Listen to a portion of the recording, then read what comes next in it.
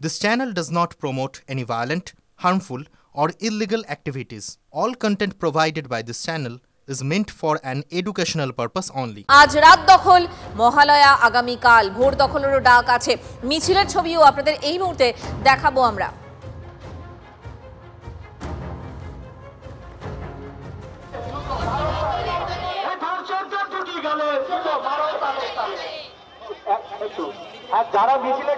আরজিকর কাণ্ডের প্রতিবাদে চিকিৎসকদের মিছিল জয়েন্ট প্ল্যাটফর্ম অফ ডক্টরসের প্রতিবাদ মিছিল আবারও পথে প্রতিবাদ জনগর্জন কলেজ স্কোয়ার থেকে রবীন্দ্র সদন পর্যন্ত পদযাত্রা সৌরভ দত্ত আমার সহকর্মী এই মুহূর্তে সরাসরি রয়েছেন সৌরভ এই মুহূর্তে কোন জায়গায় এই মিছিল রয়েছে মিছিলের সামগ্রিক ছবিটা দেখো কলেজ স্কোয়ার থেকে সেন্ট্রাল অ্যাভিনিউ হয়ে পর রানীছায়া মঞ্চ পর্যন্ত রবীন্দ্র সদন রানীছায়া মঞ্চ পর্যন্ত এই মিছিল দেখতে পাচ্ছেন এখানে জুনিয়র চিকিৎসকেরা যেমন রয়েছেন সিনিয়র চিকিৎসক রয়েছেন মূলত জুনিয়র চিকিৎসকদের 60টি বেশি চিকিৎসক সংগঠন তাদের ডাকে এই মিছিল মহামিছিল তারা ডাক দিয়েছেন এবং এই মিছিলে মানুষের লক্ষ্য এবং তুমি দেখতে পাচ্ছ যে মিছিলে জহর স্যার রয়েছেন একবার শুধু যে আপনি এই মিছিল করেছেন চিকিৎসকেরা গত 7 দিন ধরে একাধিক মিছিলে আসছেন কি বলবেন বারবার তো রাজপথে নেমে আসতে হচ্ছে চিকিৎসকদের দেখুন সংগ্রাম এমন একটা জিনিস চালিয়ে যেতে হয় যতক্ষণ না তার একটা ফল হয় সবই একদিকে বোতাম টিপলে হয় না তিলোত্তমার বাবা মা যারা বিচারের দিকে চেয়ে আছেন তাদের একটা রাস্তায় নেমেছিল কোন জায়গা থেকে আপনি আজকে বলেন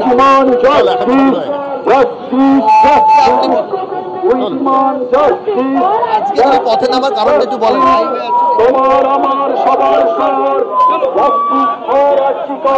তুমি দেখছো যে পায়ে পায়ে মিছিল শুরু হয়েছে কলেজ স্কোয়ার থেকে সেন্ট্রাল অ্যাভিনিউ থেকে রবীন্দ্র সদন হয়ে মঞ্চ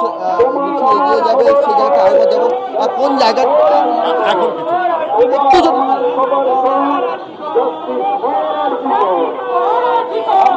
চিকিৎসকদের আন্দোলনের পাশে রয়েছে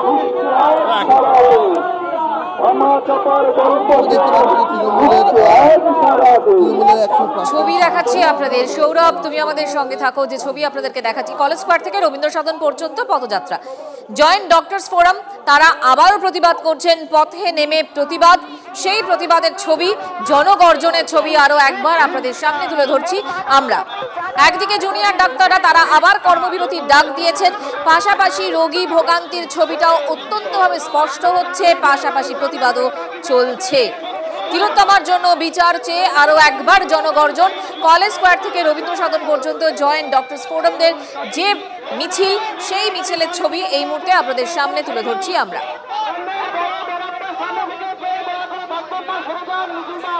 অর্থাৎ আমরা বলতেই পারি যে উৎসব আবহেও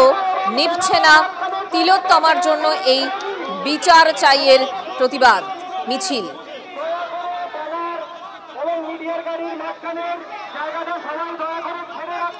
কলেজ স্কোয়ার থেকে শুরু হয়েছে মিছিল আজকের মিছিলে জহর বাবু এসছেন আরো সাধারণ মানুষরা আসছেন কি বার্তা দিতে আমরা এটাই মনে করছি আজকের এই 2024 সালের 9ই আগস্টের পর যে মানুষ যে মনে করে তার বিবেক আছে তার শুভবুদ্ধি আছে তারা রাস্তায় নামবে এই নৃশংস ঘটনার প্রতিবাদে সেই জন্য জহরবাবু এসেছেন একজন মানবিক মানুষ হিসেবে চিকিৎসকদের যে কর্মবিরতি জুনিয়র চিকিৎসকদের আরো একবার তারা দীর্ঘদিনের জন্য কর্মবিরতির ডাক দিয়েছে অনির্দিষ্ট কালের জন্য কর্মবিরতির ডাক দিয়েছেন সেই কর্মবিরতির ডাককে আপনারা কিভাবে দেখেন আমরা জুনিয়র ডাক্তারদের যে কর্মবিরতির ডাক দিয়েছে আমরা দেখেছি যে প্রতিশ্রুতি চিফ মিনিস্টার দিয়েছিলেন কোনোটাই পালন হয়নি কাজের পরিবেশ ফিরে আসেনি জুনিয়র ডাক্তাররা যে দুঃখ যন্ত্রণা কষ্টের মধ্যে আছে তাদের সেই দুঃখ যন্ত্রণা কষ্ট আমরা সমব্যথী জুনিয়র ডাক্তাররা ধর্মঘটের সিদ্ধান্ত নিয়েছে আমরা নিশ্চয়ই তাদের সাথে আলোচনা করব